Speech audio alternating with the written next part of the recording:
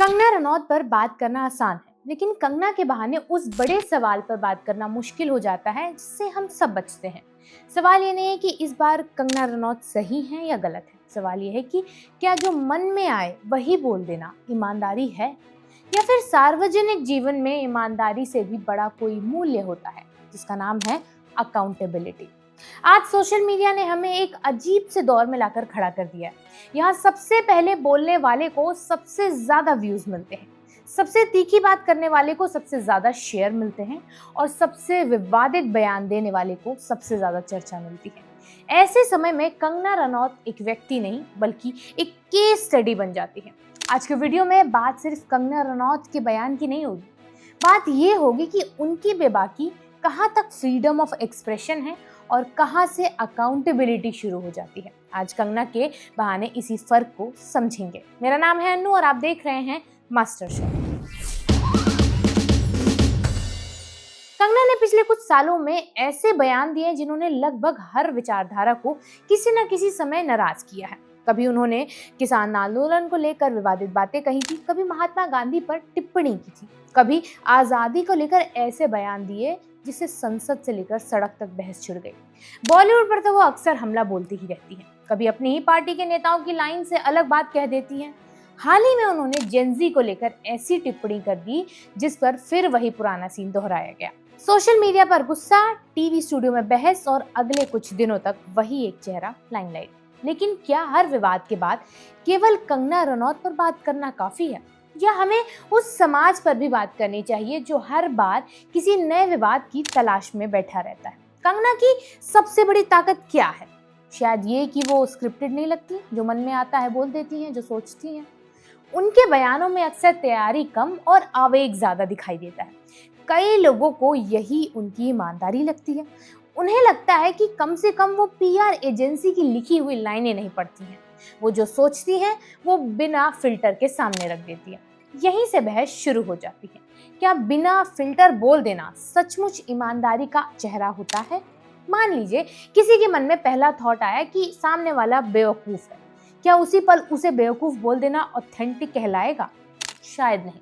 Civilisation का पूरा इतिहास पहले विचार को रोकने का इतिहास है। पहला थॉट आपका गुस्सा होता है, लेकिन दूसरा थॉट न्याय बनता है। पहला थॉट आरोप हो सकता है, दूसरा थॉट सबूत खोजता है। पहला थॉट रिएक्शन होता है, थॉट विचार रिस्पॉन्सिबिलिटी। हम सब अपने निजी जीवन में भी ऐसा ही करते हैं। गुस्से में बहुत कुछ सोचते हैं लेकिन सब कुछ नहीं बोल पाते हैं, क्योंकि हमें पता होता है कि शब्दों के कॉन्सिक्वेंसेस क्या होते हैं। यही अंतर है फ्रीडम ऑफ स्पीच और अकाउंटेबिलिटी के बीच। फ्रीडम ऑफ स्पीच आपको बोलने का अधिकार देती है, अकाउंटेबिलिटी आपको ये सोचने की जिम्मेदारी देता है कि क्या बोलना चाहिए। इन दोनों को अक्सर जानबूझकर मिला दिया जाता है। कंगना के सपोर्टर्स कहते हैं कि वो बेबाक हैं, उनके विरोधी कहते हैं कि वो गैर जिम्मेदार हैं। पर मुझे लगता है कि ना तो वो पूरी तरह बेबाक हैं, ना ही पूरी तरह गैर जिम्मेदार। वो इस सब के बीच में कहीं खड़ी हैं। सांसद और एक्ट्रेस कई बार साहसी रही हैं। उन्होंने फिल्म इंडस्ट्री के बड़े लोगों के खिलाफ आवाज उठाई जब बहुत कम लोग ऐसा करते थे। भाई भतीजावाद पर उनकी बातों ने एक बड़ी बहस शुरू कर दी। उन्होंने अपने करियर का जोखिम उठाया, ये बात भी सच है। लेकिन यही कंगना कई बार तथ्यात्मक रूप से गलत भी होती है। कई बार ऐसे बयान दिए जिनकी आलोचना सिर्फ राजनीतिक विरोधियों ने नहीं की बल्कि निष्पक्ष लोगों ने भी की। तो क्या साहस काफी है? नहीं। इतिहास ऐसे लोगों से भरा पड़ा है जिन्होंने अपने विचारों के लिए कीमत चुकाई है, लेकिन कीमत चुकाना किसी विचार को सही नहीं बना देता है। सच बोलने वालों ने भी कीमत चुकाई है, गलतफहमी पालने वालों ने भी कीमत चुकाई है। बलिदान और सत्य हमेशा एक ही चीज नहीं होते हैं। आज का बड़ा संकट ये है कि हम हर विवाद को दो खेमों में बांट देते हैं। अगर आप कंगना की आलोचना करते हैं तो आपको एक खेमे में डाल दिया जाता है, अगर आप उनकी बात से सहमत हो तो दूसरे खेमे में। बीच का रास्ता जैसे बचा ही नहीं है। ऐसे ही कुछ अपनी पॉलिटिकल आइडियोलॉजी बताने वालों के साथ होता है। या तो आदमी लेफ्ट है या तो राइट है, और कुछ भी नहीं है। जबकि डेमोक्रेसी का सबसे इंपॉर्टेंट प्लेस वही है, बीच का रास्ता।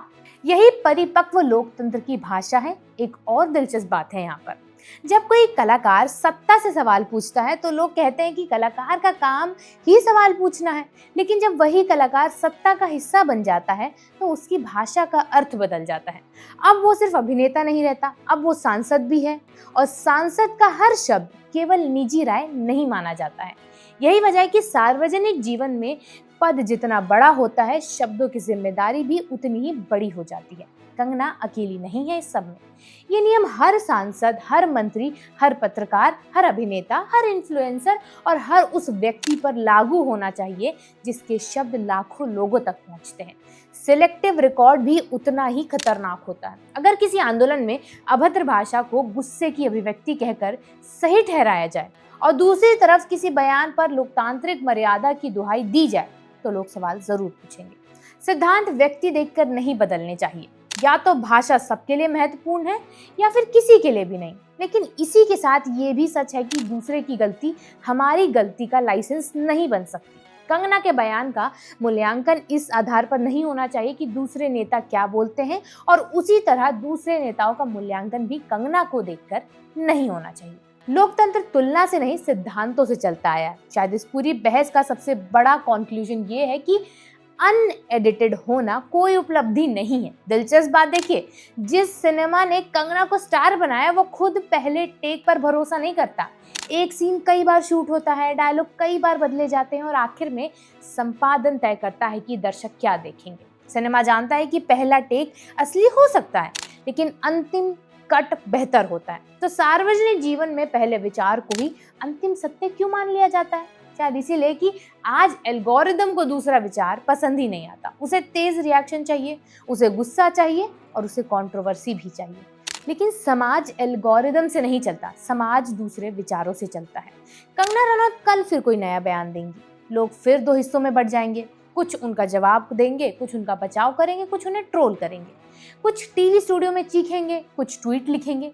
लेकिन शायद असली सवाल फिर भी वही रहेगा, क्या अभिव्यक्ति की स्वतंत्रता का अर्थ हर थॉट को तुरंत बोल देना है, या फिर स्वतंत्रता यानी फ्रीडम की सबसे बड़ा टेस्ट वहीं शुरू होता है जहां मनुष्य यानी इंसान अपने ही पहले विचार से असहमति करने का साहस जुटा लेता है।